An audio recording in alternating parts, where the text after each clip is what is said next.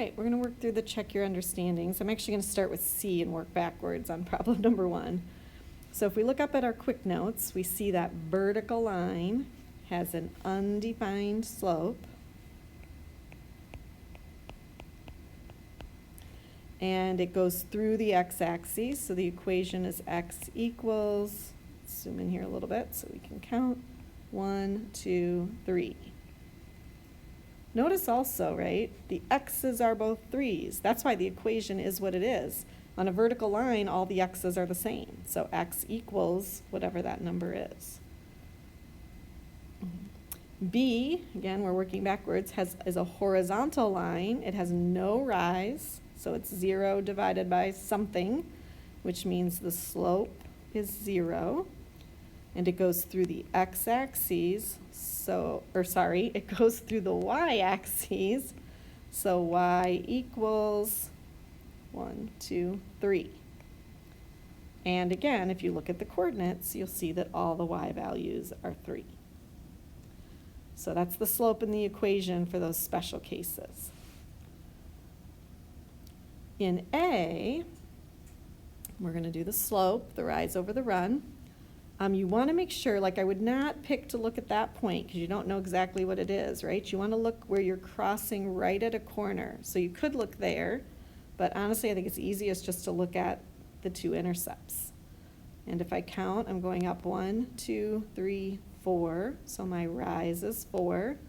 And then I'm going over to 6, so 1, 2, 3, 4, 5, 6. My run is 6. The line is going uphill from the left, so it should be positive, and it is. But here's something I didn't mention in the quick notes. You always want to reduce your slopes. So these numbers are both divisible by 2, so my slope is 2/3. Then I'm going to do y equals mx plus b. B is the y-intercept. It's where we cross the y-axis, which is at -4. So -4, or plus a -4. That would be the equation of the line. All right, number 2 says write the equation of the line that passes through the 2 given points.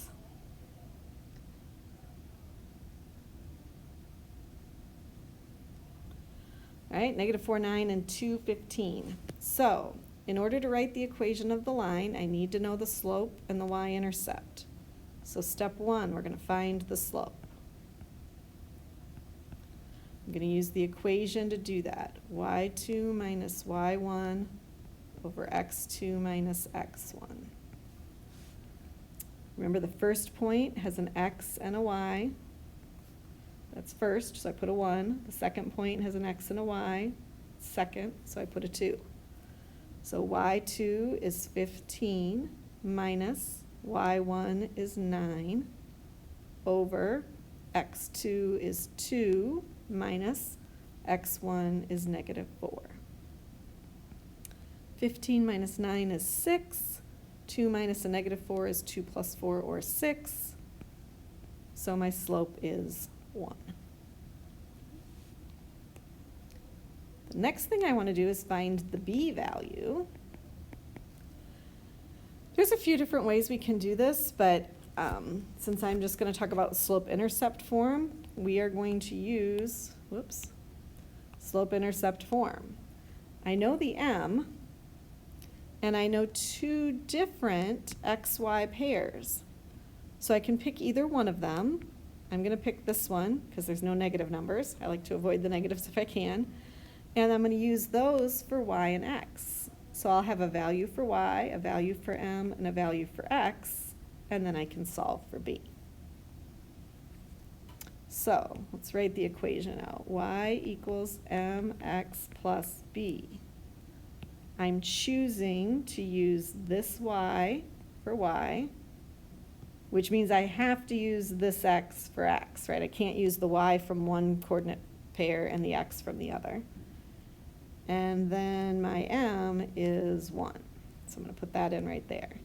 So I get 15 equals 1 times 2 plus b. Well, 1 times 2 is 2. I'm trying to solve for the b, so I want to get that alone. I'm just going to rewrite this up here so that we can easily see the work. So I'm going to subtract the 2 from each side and get that b is 13. All right, don't forget our whole goal was to write an equation. So come over here in my white space and do that. The equation is y equals m, which is 1, times x plus b, which is 13. And your final answer, you need to make sure you leave the y and the x to represent all the points that are on this line. Now, 1x is like 1 times x, so it'd also be fine to write this just as y equals x plus 13. All right, number 3 says, which is steeper, the line given by negative 5x plus 2y equals 8, or a line with a slope of negative 3? Explain. So when you are looking to see which line is steeper, you're looking for the larger slope, ignoring the sign. It doesn't matter if it's positive or negative. So ignore the sign when comparing for steepness. So when comparing slopes for steepness. All right, they were kind over here and gave me the slope of negative 3. But in the other equation, I am not in slope-intercept form. Right? This is actually called standard form, which we're not really going to get into right now anyway. So my goal is to get the y alone. So I'm going to start by getting the y term alone. Since I have a negative 5x, I'm going to add 5x to cancel that and bring it to the other side of the equal sign. So I get 2y equals 5x plus 8. Now that the y term is isolated or alone, I want to get the y variable alone. So I'm going to divide by 2. When I divide the right side by 2, I divide every term by 2. So cancels on the left, I get y equals 5 divided by 2 is 5 halves. Normally we leave slope as a fraction, but this one is a nice decimal, so I'll change it to a 2.5x plus 4. So this line has a slope of 2.5. So the line with a slope of negative 3 is steeper, because remember we're ignoring the sign, because 3 is more than 2.5. So it would have a more significant rise, right? We'd be rising 3 and going over 1 instead of rising 2.5 and going over 1. That makes it steeper. All right, and number 4 is the last one we're going to do in this lesson. I had added some extra examples, but with all the snow and cold issues we've had, we're not going to dig into those right now so that we can focus on more geometry. But so number 4 says determine if the lines are parallel, perpendicular, or neither, and justify. All right, to determine that, we're looking at the slopes, right? Parallel lines have equal slopes, perpendicular lines have opposite reciprocal slopes. So here I have a slope of negative 4 and a slope of 4. Those are not equal because one's positive and one's negative. They're also not opposite reciprocals. They're opposites, but they're not reciprocals. So this is neither because the slopes are not equal or opposite reciprocals.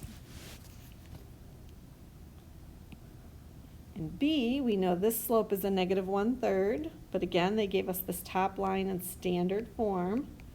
So I'm going to rewrite it so that I can solve it into slope-intercept form.